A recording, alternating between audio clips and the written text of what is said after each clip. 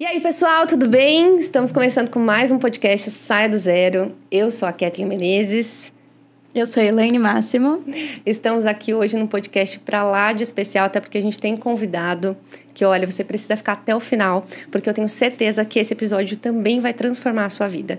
Eu, pela primeira vez, espero ouvir mais do que falar, porque Sim. Esse é o objetivo aqui com esse entrevistado. Mas, pessoal, estamos aqui com as redes @SaiaDoZeroCast, que é no Instagram, no Spotify, no YouTube você nos encontra também. E você pode me seguir também lá, @Kathleen Menezes. E antes de passar aqui para minha parceira aqui desse podcast e também para o nosso convidado, você precisa hoje aqui descobrir a rota da sua jornada, que é o objetivo desse episódio, desse programa, desse projeto aqui, desse podcast. Então, fala aí também a sua rede, Elaine. Oi, gente, como vocês estão? Me siga lá, pc.elainemáximo. Também assista os nossos episódios anteriores. Estamos na série Corpo, Alma e Espírito. Estamos no último episódio do Espírito com uma presença aqui muito especial. Estamos muito honrados. E escuta o último do Espírito, que eu tenho certeza que vai ser um complemento também para você escutar esse aqui. Então, nós estamos aqui com o Seiji Kono, nosso pastor de Campinas. Vou fazer uma breve apresentação e ele depois se apresenta também. É o pastor Seiji Kono, ele é pastor sênior da Zion Church em Campinas e também empresário. O Seiji Kono tem se dedicado há mais de uma década no treinamento de pessoas, desde sempre liderando adolescentes, jovens e família. Em 2013 foi consagrado a pastor, pregando por vários lugares no Brasil e também países, sempre com o intuito de viver o seu propósito e levar outras pessoas a descobrir fazer o mesmo.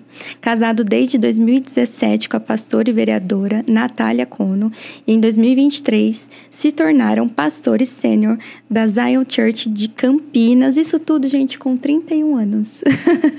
Pastor Seiji Kono. Elaine, Cat, obrigado pelo convite, é uma honra poder estar aqui com vocês.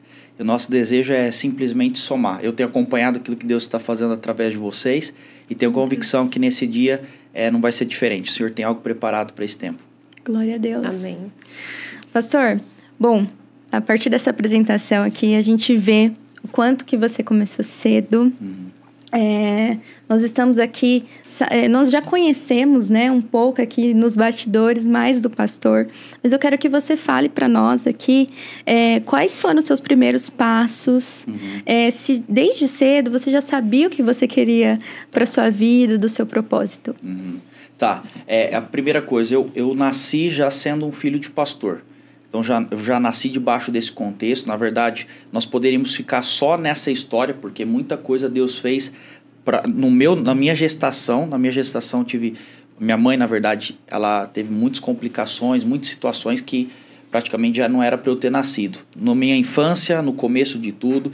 Então, desde lá de trás, eu vejo algo muito especial da parte do Senhor, um favor do Senhor conduzindo aquilo que a gente chama de propósito, a minha vida e aquilo que eu vivo hoje. Então eu vejo que desde muito cedo eu sempre escutei, sempre vi muita coisa da parte do Senhor, como um bom filho de pastor dentro da igreja, sempre envolvido com tudo, fazendo tudo, desde jogral, apresentações, peça de teatro.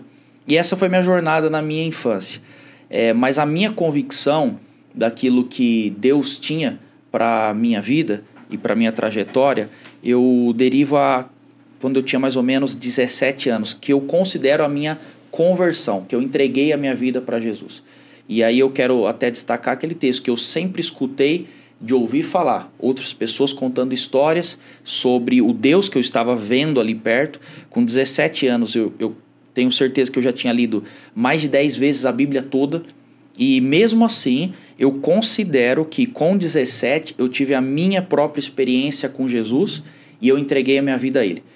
E eu lembro bem porque nessa época eu não estava muito bem. Eu estava assim, bem distante do Senhor, não queria muito. Eu já tinha na minha cabeça que com 18 eu não queria saber mais de igreja. Eu falava que eu assim, não era feliz de ser uma família de pastores. Eu tinha essas coisas na cabeça como um bom adolescente. Agora, com 17, minha mãe estava num propósito de orar por mim todas as madrugadas. Ela acordava todas as madrugadas às 2:30 da manhã e ficava até às 3, orando por mim. E isso eu estou dizendo coisa de 2, 3 anos. Minha mãe faz isso até hoje.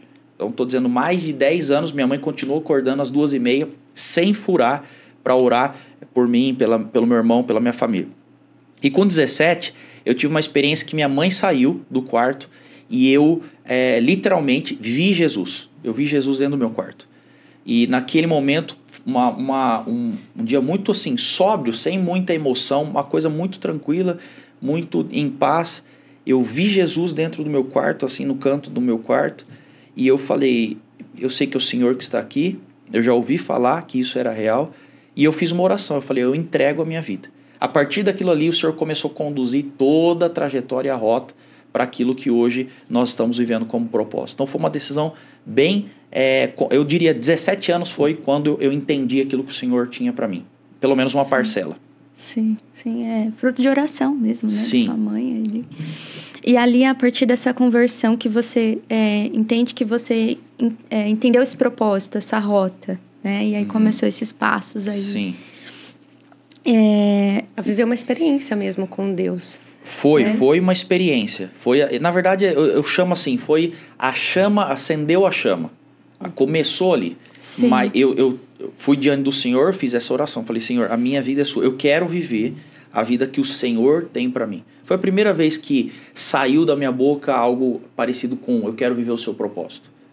Eu falo sobre isso já há tanto tempo, mas foi a primeira vez. Falei, Senhor, eu não quero viver a minha vida, eu quero viver a sua vida, eu acredito. Sim. E vinha muito aquele texto que desde o ventre da sua mãe eu te escolhi, eu te formei, eu te preparei para algo, para um propósito nessa terra. E eu entendi, eu falei, o Senhor tem. Mas confesso que não foi nessa noite que eu sabia ali, eu saí sabendo o que Deus tinha. Não, foi um processo, e aí a gente pode falar um pouquinho sobre isso também. Era essa o comentário que eu ia fazer, porque ali você aceitou Jesus, saiu do zero, né? Exato. Falando aqui do tema do podcast. Mas você não sabia exatamente, você começou a viver e foi descobrindo isso. Sim. Né? Acho que Deus foi falando isso para você conforme os seus passos, né? E agora, né? E agora? Mas é muito impressionante isso, porque normalmente quem nasce em berço cristão, ou seja, enfim, ele parece que acredita dentro dele que ele já é. E que parece que essa experiência vai vir de forma natural. Sim. E não é o que de fato acontece se você não toma essa decisão. Claro. E assim, eu acompanho muitos jovens que eles aparecem com esse tipo de crise problemática. E não é só filho de pastor. Eu poderia exemplificar filhos de pastores, mas eu posso falar grandes empresários que eu conheço, grandes mesmo, que os filhos olham e falam assim, beleza, eu sei a estrutura que tem montado por trás disso, mas não é o que eu sinto que eu tenho que fazer da minha vida. E a verdade é essa, não necessariamente, nesse caso, filho de peixe, peixinho é. Você precisa entender aquilo que Deus tem. Mas eu fui entender mesmo porque com 18 eu fui para Curitiba, fui estudar, fazer como se fosse um seminário, uma escola missionária, e lá eu fiz um propósito, eu fiquei 30 dias acordando 1 hora antes do programa acontecer. Então ele começava às 6 da manhã, nós tínhamos que acordar às 6, eu acordava às 5 e eu ficava orando durante 1 hora. E era muito frio, Curitiba, e eu descia para perto de um lago congelante e eu fiquei durante 30 dias orando. Eu falei, Senhor, beleza, eu já entreguei minha vida.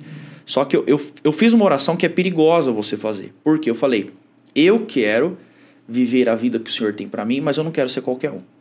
Então, já que eu não vou fazer o que, teoricamente, eu quero e que as pessoas querem, eu vou fazer o que o Senhor quer. Eu só quero viver tudo. Essa era a minha oração. E 30 dias, sabe o que o Senhor falou? Nada. Eu não escutei nada. E eu fiquei até meio frustrado. Eu falei, como pode? 30 dias nesse frio e eu não estou escutando a voz do Senhor. Beleza, acabou meu propósito. Meu propósito era de 30 dias. No 31º dia, eu desliguei meu despertador, falei, amanhã eu não vou acordar, acabou. E sem meu despertador, eu acordei 4h59. Aí eu falei, não acredito, eu acostumei, meu corpo acostumou. E não era, porque a gente tá muito cansado, fazendo muita coisa. Eu falei, quer saber, já levantei, perdi o sono, vou descer. E foi nesse dia que o Senhor me mostrou. Aí eu tive uma visão mesmo. E aí o Senhor me levou para aquele lugar e falou, eu vou te mostrar um pouco daquilo que eu tenho. E eu via como se fosse um globo, e nesse globo Você já viu aquelas imagens na televisão que mostra a rota, vai sinalizando uma seta vermelha com o pontinho? Foi essa visão. Pontinho no Brasil e essa seta indo para Europa, depois essa seta ia para os Estados Unidos, depois isso para África e o globo ficava vermelho. E o Senhor falava, essa linha vermelha é onde você vai pregar e levar o evangelho. Naquele momento eu falei, tá, entendi. Agora eu comecei a entender o que o Senhor tem. Ele quer que eu pregue. E olha que curioso, porque até esse dia eu tinha 18 anos, eu nunca tinha saído do país. E coisa de 2 anos e meio, eu já tinha passado por mais de 12 países. Uau. Depois dessa visão. Eu comecei a ver favor. Então existe muito favor de Deus quando você começa a obedecer o propósito que Ele tem para a sua vida. E pelo seu posicionamento, você pediu tudo. Né? Não quero ser mais um, digamos assim. Aí você foi vivendo mesmo. Exato. Então eu diria assim, esse foi o start. Sim. Esse foi o start. Mas a sua atitude também não era de mais um. Uhum. Né? Você acordava 1 hora antes. Sim. Né? Então você foi além né, do que realmente foi pedido. Exatamente. Então você realmente já tinha tomado essa decisão dentro do seu coração. Né? Foi uma tomada consciente mesmo. Eu quero viver algo que é além. Então, exatamente. Um nível superior. E aí você se aproxima mais de Deus, né? Sim. Porque é um hábito, né? É um hábito. A devoção, a oração também é um hábito. Buscou, foi uma busca ali. Foi, mas eu estava nesse lugar. Falei, eu não quero. Eu não vou desperdiçar minha vida. Já que eu não vou desperdiçar minha vida e eu vou viver a minha vida agora dei para o Senhor, eu vou viver tudo que o Senhor tem para mim. Eu não quero metade, eu não quero uma parcela. E isso custe o que custar. Então sempre foi essa a minha mentalidade. Sim. E tem muito a ver, porque assim, se nós queremos ser relevantes em cima daquilo que Deus estabeleceu como propósito, precisa criar essa mentalidade. Eu vou fazer o que tem que ser feito. E não somente o que eu quero fazer. Sim, sair dessa zona de conforto. Exatamente. Né? Não, eu fico impressionada mais uma vez, porque com 17 anos, né, esse divisor de água, porque normalmente com essa idade, a gente é muito regido pelo princípio do prazer, que a gente usa essa terminologia, né, enquanto psicóloga, mas porque a gente está muito movido a imediatismo, ao prazeres, né, ao desejo, à juventude, aquela coisa de viver loucamente, né? E aí você diz para Deus, eu quero viver loucamente com o Senhor. Foi exatamente Foi uma entrega, foi uma entrega. Com 17 anos, uma das coisas que a gente faz que é mais difícil, né? Que é a disciplina, que é... Então, realmente, você... E eu acredito que isso tem tudo a ver também com a sua história, com a sua infância, que você colocou aqui, né? Com certeza. Porque eu via isso dentro de casa. Isso é uma coisa importante também. Porque eu posso afirmar, eu sei que, por exemplo, eu sempre brinco, eu sei que meu pai peca porque a Bíblia fala que todo mundo peca. Porque se não fosse a Bíblia falando isso, eu teria minhas dúvidas. Eu sempre vi verdade naquilo que meu pai estava falando num púlpito. Eu via dentro de casa. Sempre. A mesma coisa minha mãe. Aquilo que pregava, eu via verdade. Então, quando eu tomei essa decisão, eu tinha um padrão já a ser repetido. Falei, eu não vou fazer uma coisa que eu não vi, eu não aprendi dentro de casa. Então, isso já foi instalado dentro de mim.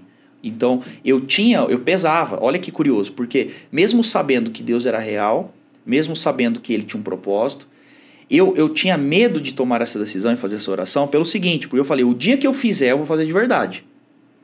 Então, eu falei, então é melhor não fazer do que fazer isso, tomar essa decisão e não levar isso como verdade. Porque eu vi esse padrão dentro de casa. Então, quando eu tomei essa decisão, eu falei, é pra valer. É pra valer. É isso que eu acredito. Você tinha um exemplo ali, exatamente, né? A seguir. É.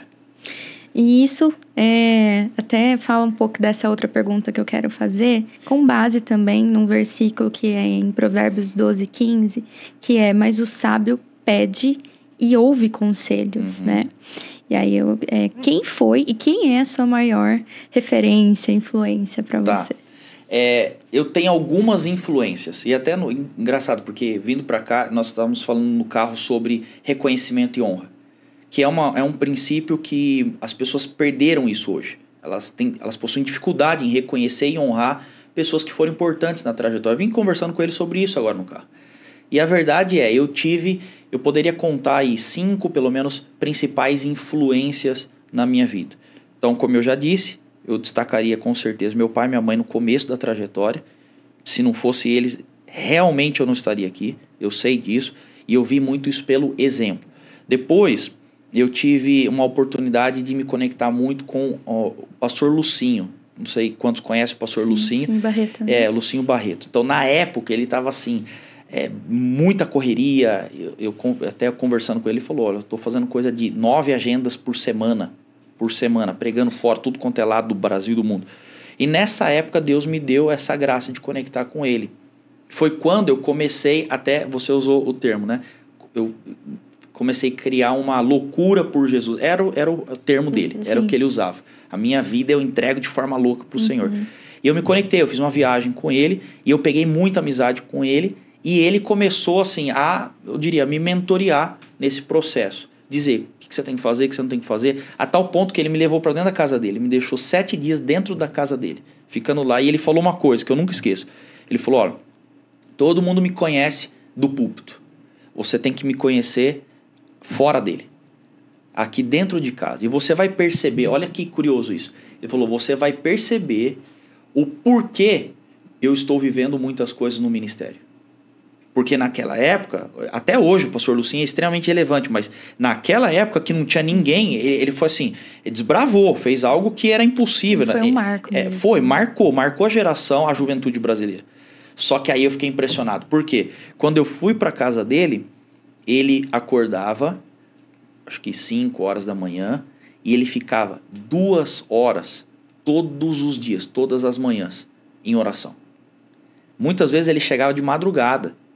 Ele chegava, dormia, e ele acordava no outro dia 2 horas orando.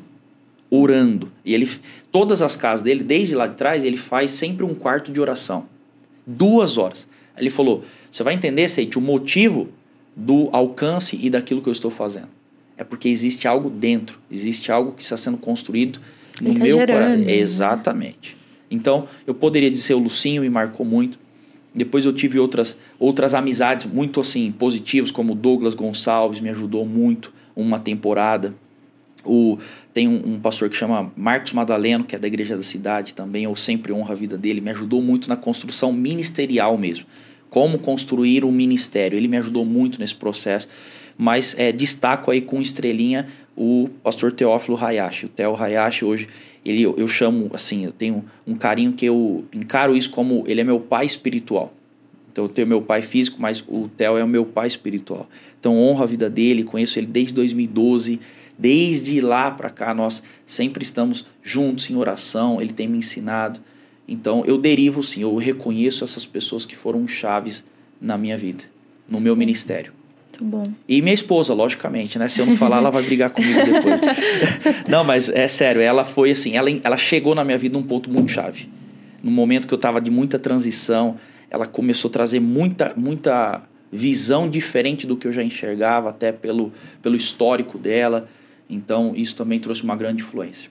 Muito bom. Muito bom.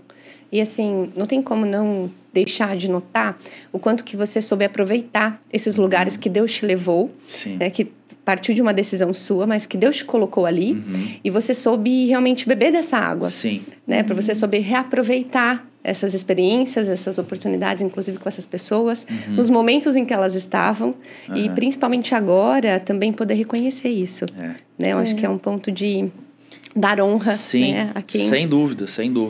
Eu carrego isso no meu coração, a importância de nós lembrarmos as pessoas que foram chaves na nossa trajetória. Não tem como, nós não estaríamos onde nós estamos sem essas pessoas. Deus usa a vida de pessoas para nos impulsionar para dentro do nosso propósito. Era isso que eu ia falar, eles também te ajudaram a construir, muito, né? Meu Deus, muito. Que bom. E hoje você ajuda pessoas. Tento retribuir um pouco. Sim. Tento retribuir um pouco. Sim, muito bom. Porque eu sei quanto isso foi importante para mim. E eu sempre vou para um lugar, o pessoal brinca e fala, mas o que você está enxergando nessa pessoa? Não, eu tenho já essa tendência de olhar algumas pessoas específicas, porque eu falo, se essas pessoas não olhassem para mim lá atrás, quando eu não valia nada, porque eu só estou falando a parte bonita da história, mas antes lá dos meus 17 anos, passei uma temporada que, assim, muita questão dentro da igreja, muita perseguição, pessoas que iam na frente da igreja, iam na frente da minha escola para ver o que eu estava fazendo, vamos ver se o filho do pastor está pecando, eu tive líderes mesmo na minha adolescência, que viraram no meio da reunião e falaram assim, olha, você não vai dar em nada, Então, eu tive momentos de muita dificuldade. E eu sei que o quanto Deus usou pessoas para acreditar em mim quando ninguém acreditava. Então, quando eu olho certas pessoas, certos projetos, eu olho e falo assim, cara, eu vou investir nisso aqui. Porque eu sei o quanto isso foi importante para mim lá atrás. Entendeu? Então, é uma coisa muito natural para mim. É muito natural. Eu amo fazer isso mesmo. É o que eu amo fazer. Muito bom. E não levam muito a sério os jovens, né? Até hoje, infelizmente, né? E, na verdade, árvore que dá fruto leva muita pedrada. É normal, ela vai chamar atenção. Ela vai chamar atenção. E desde muito cedo. Mas você resistiu, inclusive. Ele escolheu o que ouvir também. Na verdade, assim, o que ouvir a gente não escolhe, mas aquilo que você vai levar dali em diante, né? E aí você teve mentores que te supriram, né? Te ajudaram nesse quesito de realmente apostar em você, investir em você, né? E você construir a sua rota, né? Isso. Da sua... E nada é do zero, né? Assim, sai do zero, exatamente. Mas você tem que entender, não é do zero, porque, pensa comigo, hoje eu posso estar ajudando algumas pessoas, falar assim, mas, caraca, de onde que vem isso? De onde o Seide está tirando? Não é meu. Eu tive pessoas que me ajudaram nessa trajetória e eu tô só replicando aquilo que foi bom para mim. Então essa é a sacada de você acreditar em pessoas para você conseguir construir uma vida. Muito bom. E ele alimentava também, né? Você tinha um exercício de fortalecer um músculo, que é o espírito, né? Assim, fazendo essa analogia. E você fazia muito isso, né? De se dedicar, de orar, de ler a Bíblia. Sim. Né? Então, isso exercitou a sua mente, inclusive, porque está interligada, né? Essas coisas aqui, o que a gente pensa também. Sim. Mas eu não sei se, de repente, dá pra gente já inserir essa pergunta, que é algo que está também queimando aqui no meu coração. Mas, inclusive, como o pastor lida com essa situação de ser hoje uma figura pública, né? Além de ser um pastor, né? Porque o líder em si, as pessoas já se criam uma certa ideologia sobre o pastor, alguns conceitos, inclusive, muitos deles às vezes distorcidos a respeito, né? De como um pastor deve ser ou não. E hoje você está... E sendo expostamente, assim, dessa forma, até nas redes, enfim. Como que o senhor lida com essa exposição, inclusive com as pedradas que ainda chegam, que não devem ser poucas, né? Porque pouco a gente sabe, né? Mas quem sabe mesmo é você quem vive. Sim. Como o senhor lida com isso? Tá, vamos lá. Primeiro, eu sempre vou partir do princípio que eu sou ser humano igual a todo mundo. Mas isso aqui é de um lado que me protege. Para, primeiro, eu não cair numa extremidade que é o orgulho. Então eu sempre vou puxar atenção. Não, eu sou ser humano igual a todo mundo. Jesus morreu por mim da mesma forma que morreu por todo mundo. Se não fosse ele, eu tenho que ficar fazendo esse exercício de lembrar. É igual a todo mundo. Então, primeira coisa, para não ir para um extremo e também não ir para um outro. Agora, eu também destaco aquilo que o apóstolo Paulo fala. Ele vira e ele fala assim, imitem a minha vida.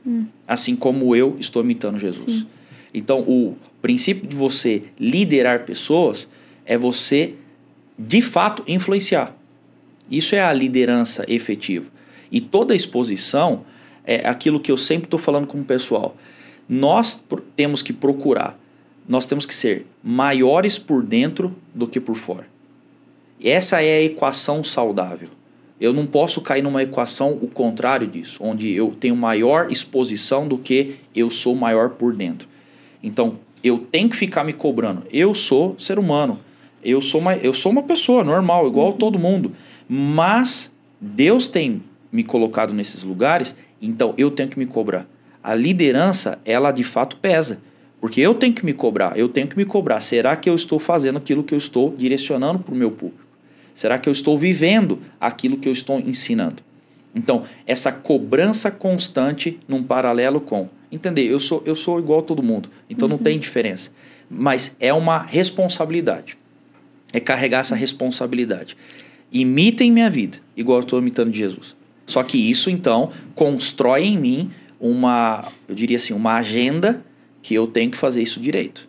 Eu tenho que gastar meu tempo em oração, eu tenho que gastar meu tempo em leitura, em estudo, eu tenho que me desenvolver, as pessoas precisam ver a minha vida dessa maneira. Então, é assim que eu carrego. É responsabilidade, mas também me colocar no lugar. É mais igual a todo mundo. Sim. Eu acrescentaria também que as mãos diligentes governarão. Né? essa parte em que a gente sabe que a gente precisa fazer. Sim. Fazer por onde. Então, construir isso. Tem muita coisa construída já. Sim. Mas manter essa constância. Eu gosto de falar da constância do propósito. Né? Mas sobre isso é interessante, porque uma função de liderança, você precisa fazer atenção aqui. Qual que é a atenção? Eu tenho que estar perto o suficiente das pessoas para conseguir me relacionar. Eu não posso ser um líder que lidero à distância.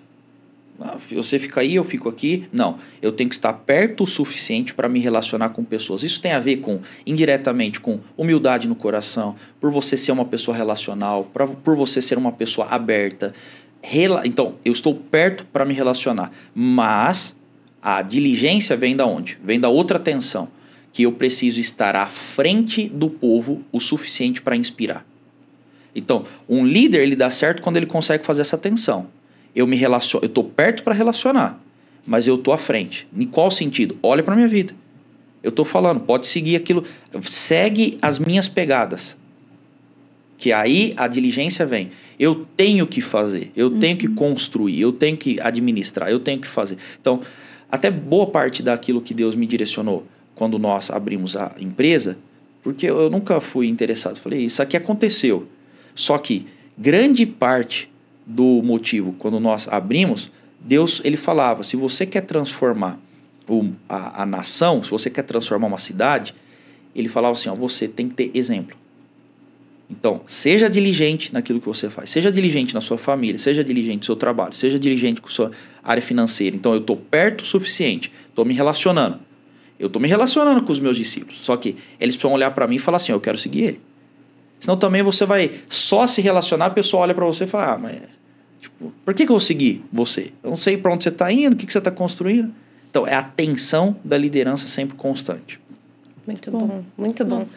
Eu sempre acreditei nisso, que existem pessoas que emocionam e pessoas que transformam. E eu acredito que tem muito a ver com o que o pastor está dizendo.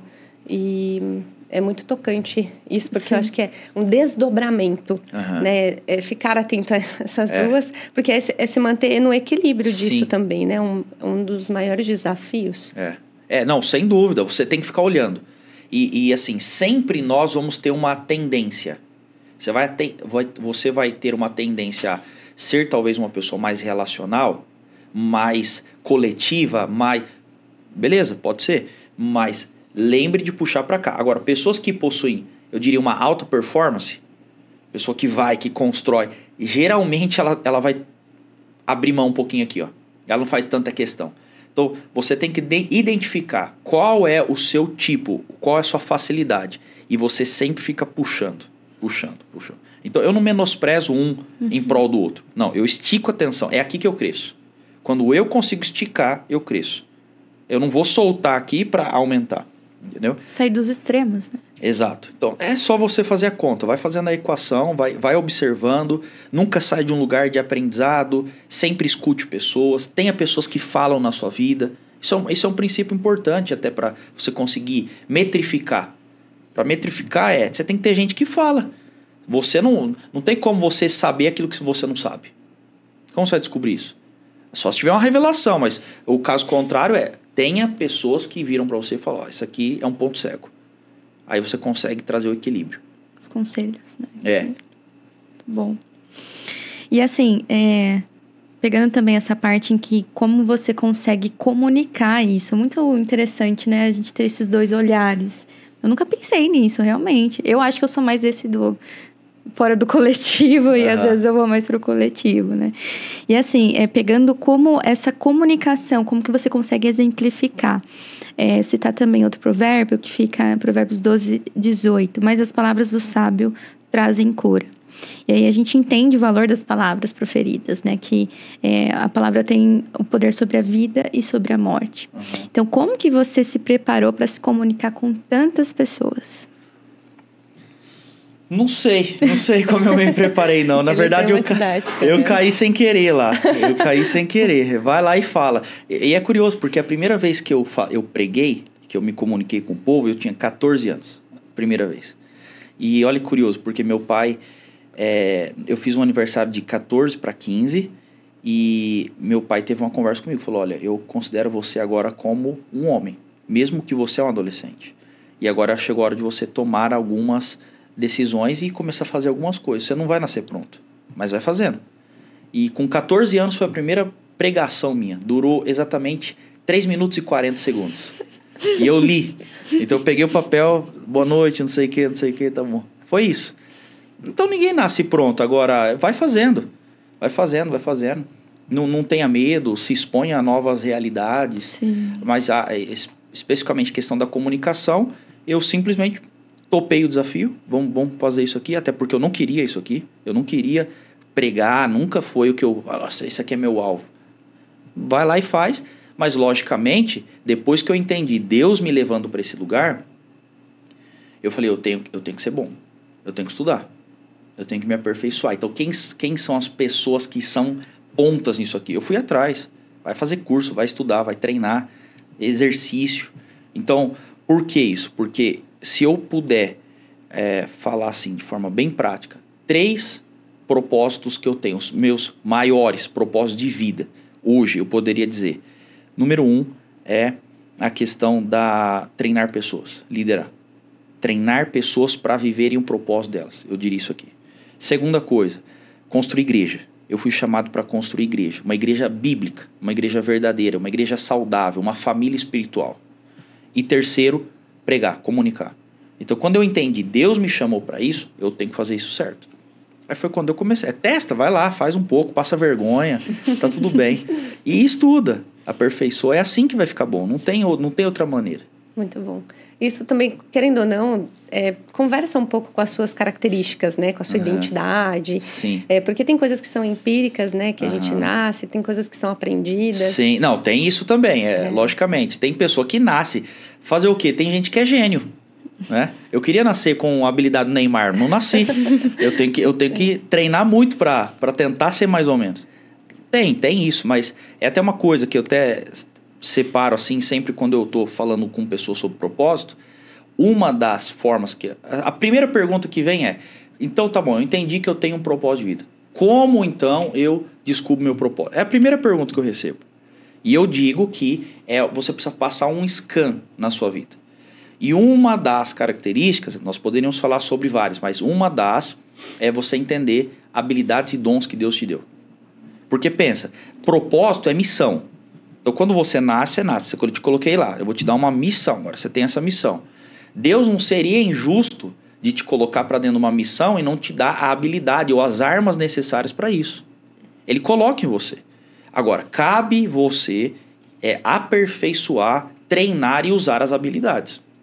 Então, uma das formas é saber aquilo. Eu nasci com um dom, uma habilidade. Não nasci com nenhum. Não, nasceu. Alguma coisa você tem. Tem que se descobrir também. Descobre isso e aperfeiçoa. Mas é uma das maneiras de nós descobrirmos o propósito, é olhar quais são as habilidades, dons que Deus me deu.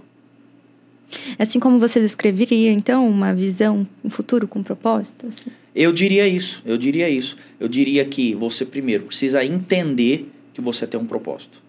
Entenda, crava, coloca. E assim, parece que é superficial o que eu estou falando aqui, mas não é. Você precisa de verdade, número 1, colocar na sua cabeça, eu tenho um propósito nessa vida. Eu não nasci à toa. Eu não caí nessa terra. Não, mas meu pai falou que eu nasci sem querer. Não, você não nasceu sem querer. Seu pai acha que é sem querer. Mas o momento que você foi gerado, Deus já colocou algo em você. Então, a primeira coisa, precisa ser gerada uma mentalidade. Eu tenho um propósito, eu tenho uma missão nessa vida. Eu diria isso. Isso vai construir um futuro. Tá? E depois? Depois você começa a desenvolver as habilidades que tem para a descoberta do propósito. Aí eu posso listar dons e habilidades. Quer ver uma outra coisa que Deus usa muito para a descoberta do nosso propósito? As nossas dores.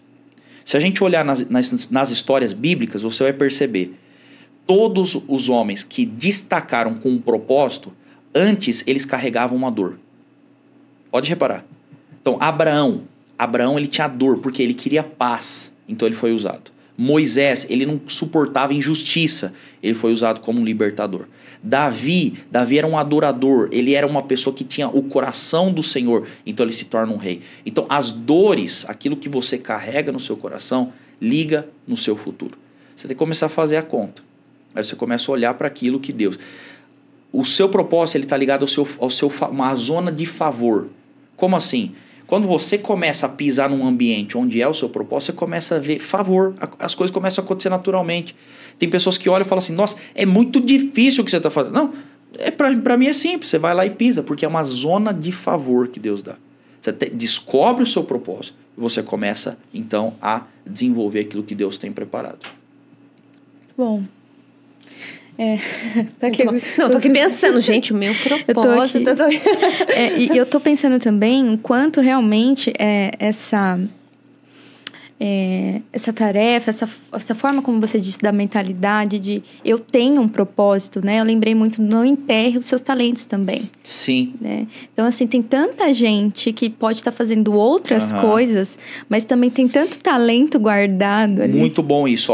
E só para comprovar o que você está falando, um estudo recente, ano passado, nos Estados Unidos, apontou que 72% da população americana estavam insatisfeitas com o seu trabalho e com a sua vida. 72%. Muita gente. Então você percebe assim, cara, isso aqui não tá normal. Outra coisa, vamos piorar um pouco esse dado. Eles descobriram que a idade média, então eles fizeram uma pesquisa com mais de 1.000 pessoas. 72% estavam insatisfeitos com o que estavam construindo na vida. O que a gente chama isso aqui? Sobrevivente. A pessoa simplesmente cai, eu tenho minhas contas. Enfim, isso é o que eu falo sobre o propósito. Por que a gente cai nesse lugar? E a pessoa vai fazendo e ele não tem satisfação, ele não vê a hora de acabar, ele não sabe como... Por isso o pessoal fala, eu não canso. Eu não canso porque tudo que eu tô aqui com vocês, beleza, nós estamos aqui num podcast, mas por trás disso aqui, para mim já tá na minha cabeça. Eu tô fazendo o que Deus me chamou a fazer. Então, não tem canseira. 72%. E outro dado, eles descobriram que a idade média que o povo descobre o seu propósito de vida é com 61 anos. 60 anos. Aí você fala, por que 60 anos? E o estudo vai descrevendo isso. Porque com 60 anos você já aposentou. Então, seus filhos já saíram de casa, teoricamente deveria ter saído de casa. Você já estruturou financeiramente, seja isso bem ou seja isso baixo, mas você já estruturou com 60 e você não trabalha mais. Então, quando você cai para aquela lacuna de tempo vago, você começa a parar para pensar, o que eu tenho que fazer? Você sai do modo sobrevivência e você começa a entrar no modo de vivência. Você começa a viver. Então, as pessoas começam a descobrir, cara, eu nasci para pintar, eu nasci para isso, A pessoa começa a descobrir porque a correria do natural começou a diminuir. Então, isso que você está falando é uma coisa importante. Nós temos que entender isso e não enterrar o que Deus tem. Sim. E muito tarde, né? 60. Imagina. Né? Imagina a frustração. É frustrante. É triste. Mas que bom que isso ainda deu tempo de acontecer com uma parcela de pessoas, exatamente. Talvez, né? Mas a gente está aqui para dizer que você não precisa chegar aos 60 anos para descobrir seu propósito. A gente está aqui para te ajudar a desenterrar, de repente, né? Porque tem muita gente que vive muito dependente de que o outro acredite nele. E, de fato, humanamente, nós precisamos realmente, né? O pastor aqui conta da sua história e fala sobre as pessoas que acreditaram em si mesmo, muito mais do que você mesmo, né? E eu acredito que, como o pastor é um pastor que transforma pessoas, você está dizendo para eles, eu tô aqui, eu acredito em você. Assim como alguém acreditou em mim, Jesus acredita em mim. É por isso que, assim, eu amo mesmo o que eu faço. Porque quando eu olho, eu acredito. Eu acredito. Deus pode transformar a sua vida. Deus pode te revelar. Você pode ter um significado na sua vida.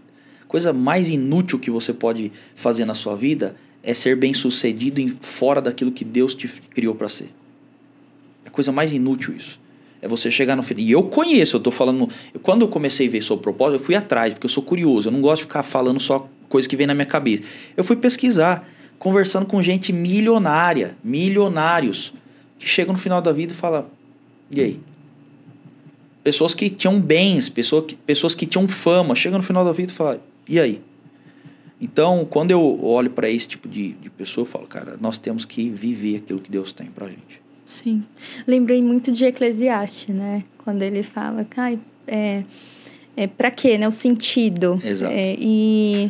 E me parece mesmo, assim, lendo esse vazio, né? Porque pode ser também que as pessoas possam até encontrar, mas elas se perdem também. Se perdem, E Salomão é curioso, porque Salomão, você percebe assim, aquilo que ele escreve se divide em 3 etapas. O começo da vida, a metade da vida e o final da vida. O começo da vida ele tá falando, não, vamos pra cima aí, nós temos que crescer e as coisas têm que desenrolar. No meio da vida você começa a perceber um equilíbrio. E nas últimas escritas dele, você percebe ele falando o quê? Não, é vento, isso aí, cara, você tá perdendo tempo, pra que isso daí? É esse equilíbrio, é nós encontrarmos no Senhor aquilo que ele tem preparado para nós. Sim, o sentido, continuar, né? A constância do propósito, né? Sim. Sempre alimentando isso, lembrando disso. Muito bom. E a gente está conversando aqui com pessoas distraídas, assim como eu, né, como você, porque normalmente as pessoas acabam passando mais tempo no que elas deveriam passar menos tempo hoje em dia, por conta das distrações mesmo, e eu diria isso facilmente com o exemplo do celular, das redes sociais, né, e isso me chama muito mais atenção quando parece que a sensação que eu tenho na conversa aqui com o pastor é que você se manteve muito focado, você teve inúmeras distrações, ainda mais com 17 anos, mas ainda assim, essa mentalidade, né, inclusive. O senhor até enumera, que eu acho que é bom a gente voltar. Então, descobrir quem é você, quais são as suas habilidades, seus potenciais. Tá, né? Bom, então eu vou ler aqui algumas coisas que eu deixo, na verdade, salvo, porque é uma coisa que eu sempre tô lembrando e tô apontando. Então, vou falar bem rápido para a gente não delongar nisso aqui. Como que eu descubro meu propósito? Quais são as coisas que eu tenho que começar a olhar? Você fala assim, olha para isso aqui vai te dar um bom norte, isso aqui é uma bússola, tá? É uma bússola para você começar, não vai te responder tudo também, né? Mas vai dar um norte. Então vamos lá. Os seus dons e talentos, eles apontam para o seu propósito. Aquilo que você gosta e o seu jeito. Então, eu gosto do ambiente dessa forma. Pessoas criativas, o ambiente que ela gosta é diferente. Isso tem a ver com aquilo que Deus te fez. Terceiro, facilidades e dificuldades. O que é muito fácil para você e o que é muito difícil. Então, tem coisa que você faz, é muito fácil. Tem a ver com aquilo que Deus fez para você. Não, é muito difícil. Também tem a ver com alguma coisa. Beleza. Quarto, qualidades e defeitos. Quais são os seus defeitos e quais são as suas qualidades? Você sabe, você precisa olhar para isso. Eu diria que o quinto é visão. Como assim visão? A sua visão, ela vai definir muito o seu propósito. E olha que curioso, por quê? Quando nós falamos sobre visão, por exemplo, eu tenho um exemplo aqui que é uma pessoa que ela é extremamente crítica. Muito crítica, esse amigo meu. E eu falei, cara, é normal essa pessoa ser tão crítica assim. Não, mas tudo que olha, chega em qualquer lugar, critica, vê. Aí eu comecei a ficar incomodado. Falei, cara, você é muito crítico. Só que, na verdade, olha que interessante isso. Sempre a nossa visão vai trazer um incômodo para nós que para as outras pessoas não é incômodo.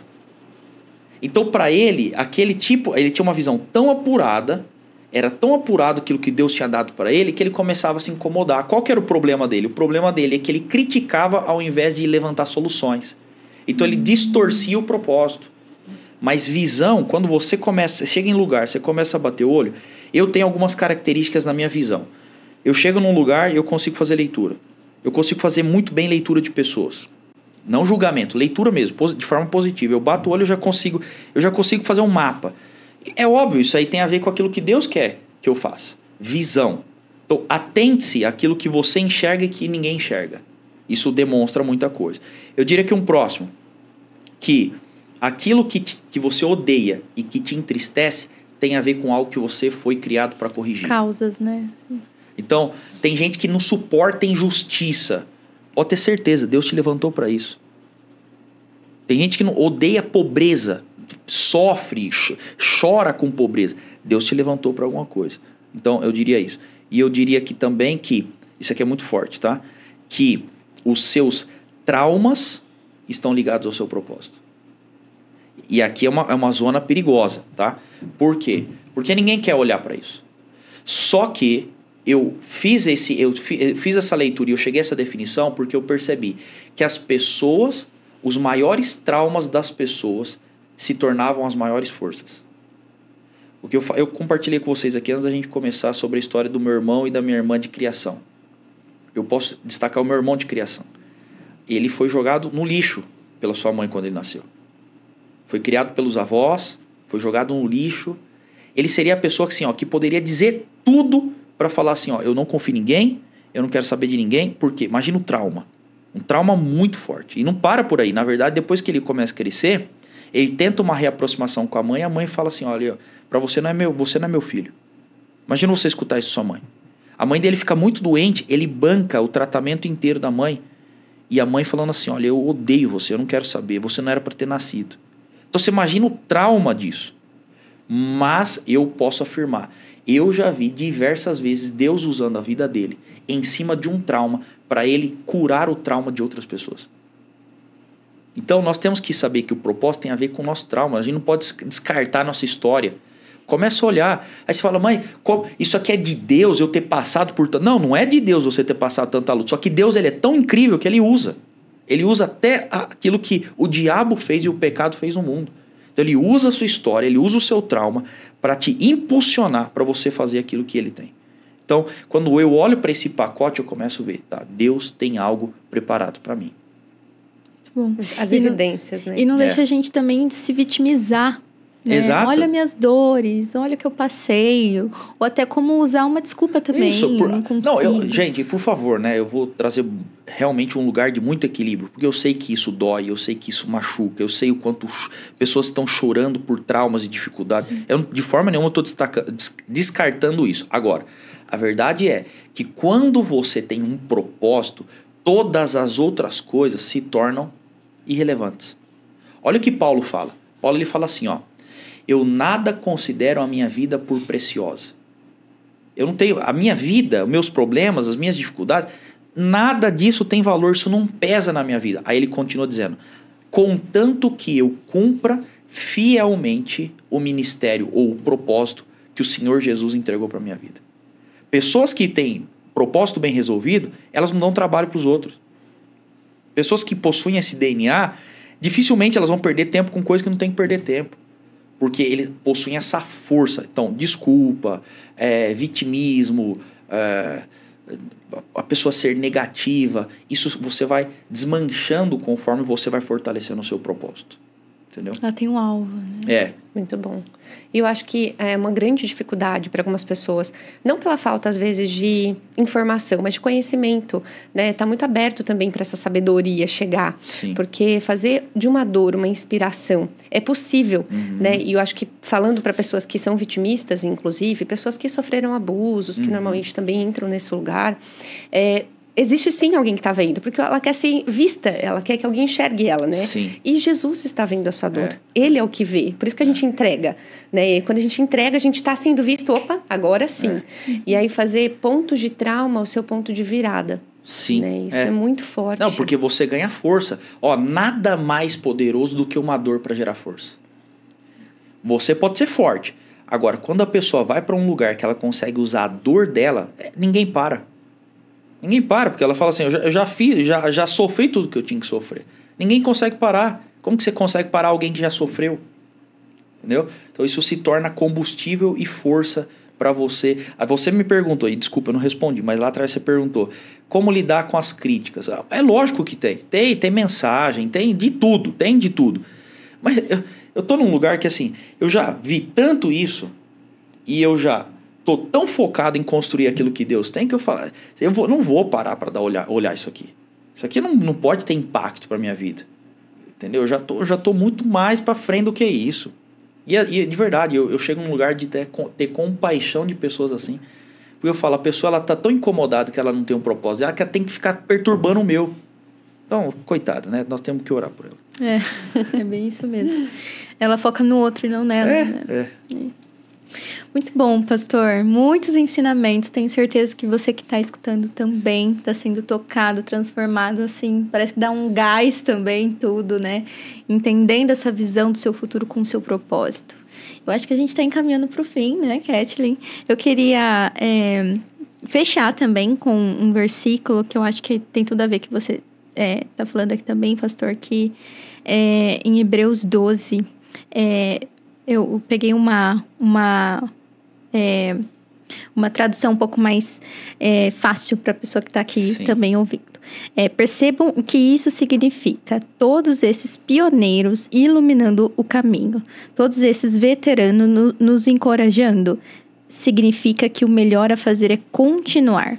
Livres de coisas inúteis. Comecem a correr. E nunca desistam, mantenham os olhos em Jesus, que começou e terminou a corrida de que participamos. Observem como ele fez, porque jamais perdeu o alvo de vista. Sim.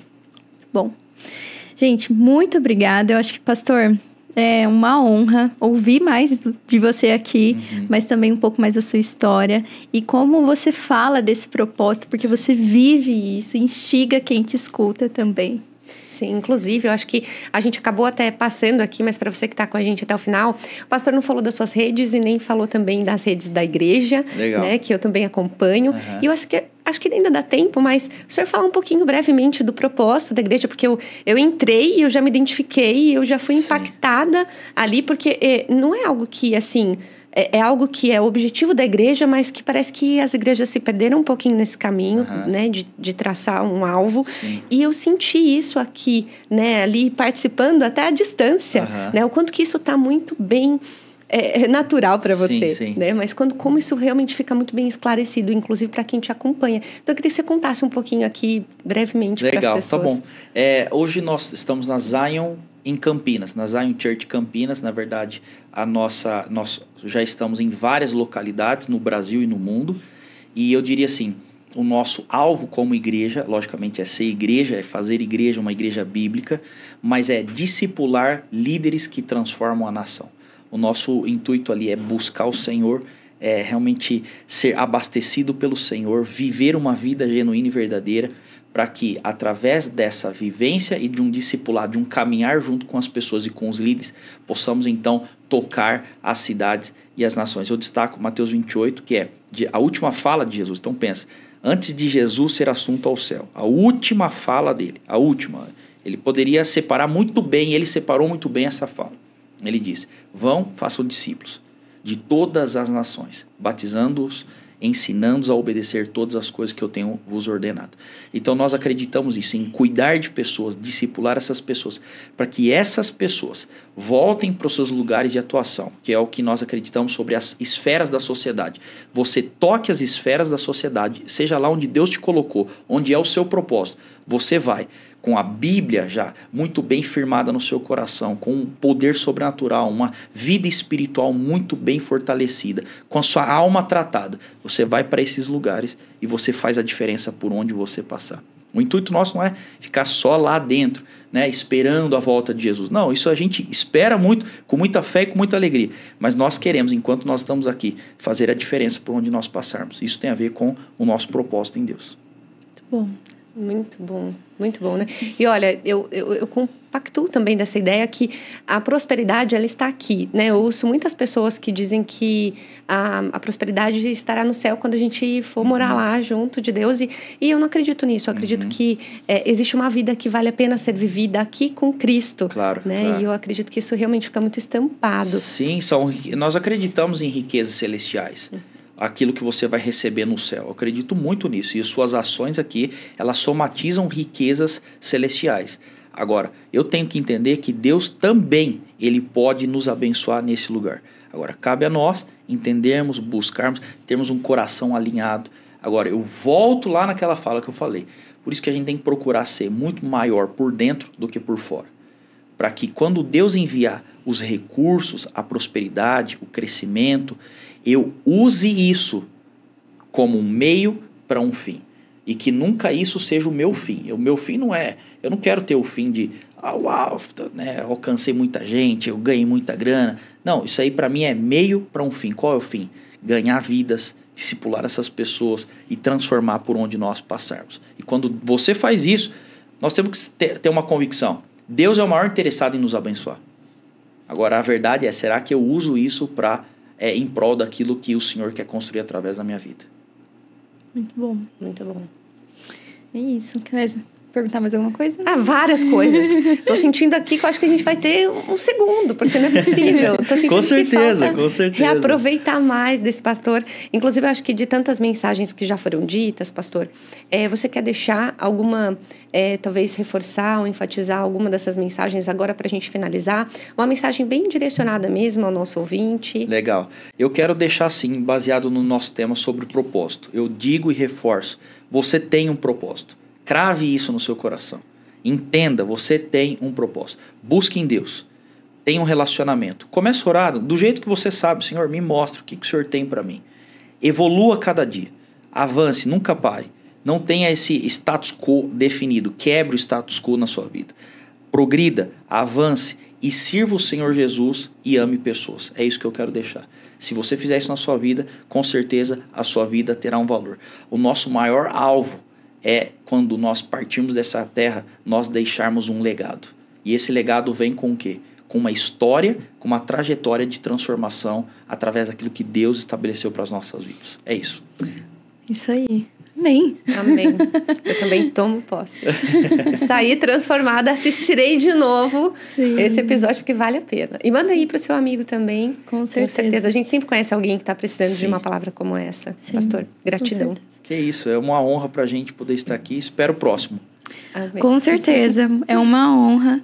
E você que acompanhou até aqui, deixe seu comentário, compartilha. Obrigada por nos ouvir. E é isso, até a próxima. Tchau, tchau.